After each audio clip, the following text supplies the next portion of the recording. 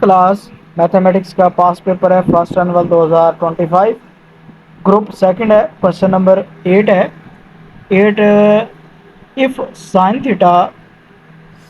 Theta equal है -3/4 and cos theta equal है 7 का स्क्वायर रूट ओवर 4।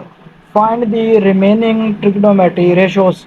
तो इसके रिमेनिंग ट्रिग्नोमेट्री रेशोज हम फाइंड करते हैं। तो साइन थीटा का जो रेसिप्रोकल होता है वो होता है कोसिकेंट थीटा।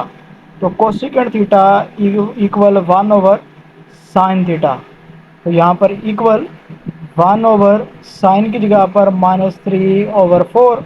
तो 4 थर्ड डिवीजन में है तो ये ऊपर चला जाएगा 4/3। अब नेगेटिव डिनोमिनेटर में आ जाएगा तो डिनोमिनेटर में नेगेटिव नहीं रहता, ये ऊपर चला जाता है।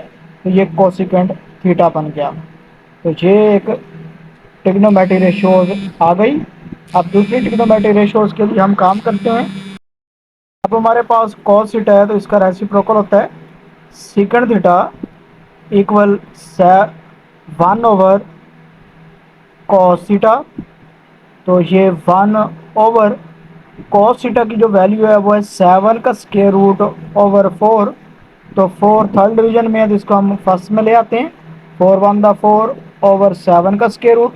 तो ये सीकेंट थीटा का आंसर आ गया।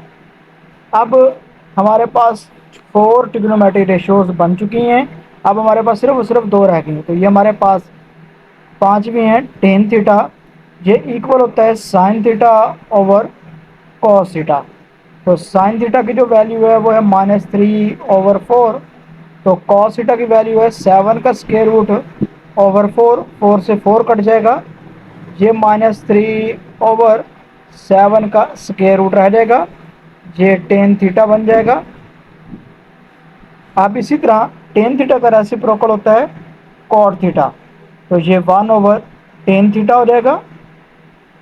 1/टेन थीटा की वैल्यू है -3/7 का स्क्वायर रूट। तो 7 का स्क्वायर रूट थर्ड डिवीजन में है तो ये 1 से मल्टीप्लाई होकर 7 का स्क्वायर रूट ओवर 3 बन जाएगा।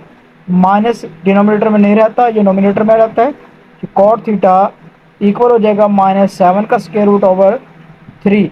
तो ये मेरे पास क्वेश्चन नंबर 8 सॉल्व हो गया।